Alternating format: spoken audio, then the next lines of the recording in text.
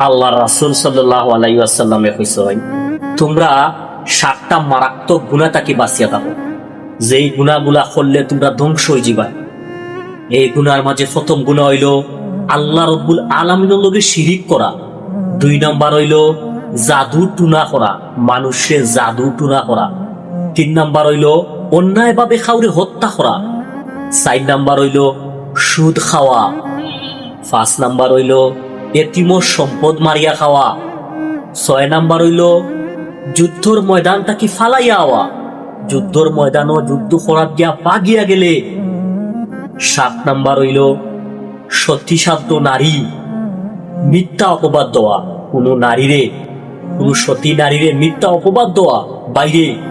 এই 7টা গুনাহ করলে তোমার ধ্বংস নিশ্চিত। তুমি এই 7টা গুনাহ থেকে বাঁচিয়া থাকো।